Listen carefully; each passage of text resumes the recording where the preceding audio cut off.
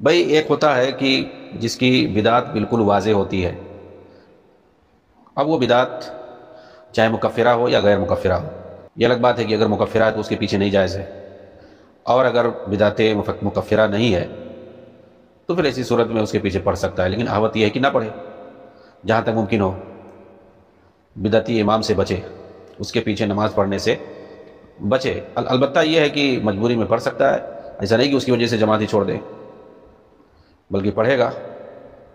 اب بہتر یہ ہے کہ نہ پڑھے، لیکن یہاں مصنف رحمہ اللہ نے ایک مسئلہ یہ لایا ہے کہ اگر کوئی ایسا ہو جس کے بارے میں کچھ پتہ نہ ہو کہ وہ بدعتی ہے غیر بدعتی ہے، وہ مطلب سنت کی راہ پر ہے، صحیح ہے، ٹھیک ہے، یہ بھی نہیں اسے معلوم، تو اب کیا کرے ایسی صورت میں؟ تو اس میں عام قاعدے کے حساب سے چلا جائے گا، جس کے بارے میں کچھ نہ پتا ہو تو اس کے پیچھے نماز پڑھے گا، اس کی نماز ہو جائے گی، یہ اصل کہہ رہے ہیں۔ یعنی مسلمانوں کے تعلق سے بدگمانی کا اظہار نہیں کرنا، یعنی بدگمانی میں نہیں پڑھنا ہے۔ اصل میں یہاں پر جو ہے خوارج کے خلاف آپ نے اس کو پیش کیا، کیونکہ وہ لوگ امتحان جب تک لے نہیں لیتے ہیں جب تک اس سے کوئی معاملہ نہیں کرتے۔ یہ خوارج کی یہاں کیا ہے؟ اختبار ہے۔ اگر کوئی مستور الحال ہے تو اس کو وہ لوگ کیا سمجھتے ہیں؟ وہ اس کو اپنے سے خارج سمجھتے ہیں، اپنی جماعت سے وہ خارج سمجھتے ہیں۔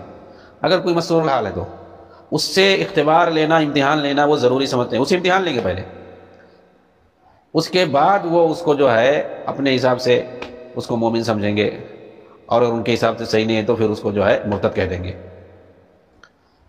لیکن جو ہے صحیح طریقہ کیا ہے کہ اگر کسی کے بارے میں یعنی گمنام ہو، اس کے بارے میں کچھ پتہ نہ ہو کہ وہ کیسا ہے، مسلمان ہے، نماز پڑھا رہا ہے مسجد میں، لیکن امام کے بارے میں کچھ نہیں پتہ ہے، تو کہتے ہیں کہ مسلمان ہے، اس کے بارے میں خوش گمانی کرتے ہوئے اس کے پیچھے نماز پڑھے گا، بدگمانی نہیں کرے گا۔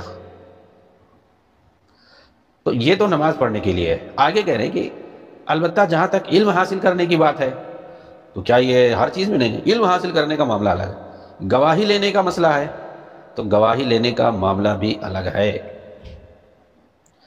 وہاں پر جو ہے ضروری ہے گواہی لیتے وقت اس کی عدالت کی معرفت ضروری ہے۔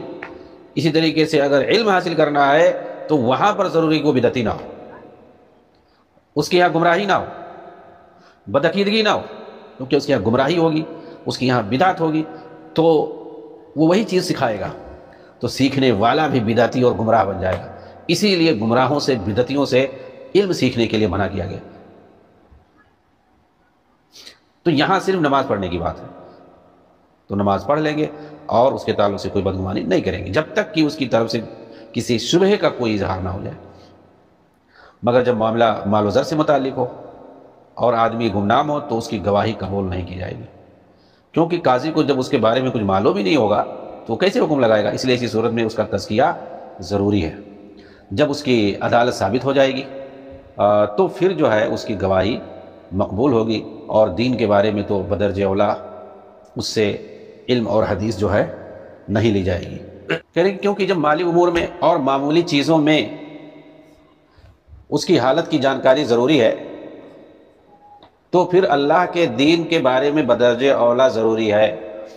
یعنی آدمی مال کے بارے میں، دنیاوی بارے میں معلومات لیتا ہے، اس کی عدالت کو شرط لگاتا ہے، اور یہ کہ جو ہے وہ معروف ہو، کوئی مجہول آدمی نہ ہو، یہ دنیاوی معاملے میں اتنا جو ہے کھوج کرتا ہے، اتنی تفتیش کرتا ہے، ساری چیزیں چھان چھپٹ کرتا ہے، تو دین کے معاملے میں اسے دینی علم حاصل کرنا ہے، تو اس معاملے میں کیوں نہ چھان پھاٹک کرے؟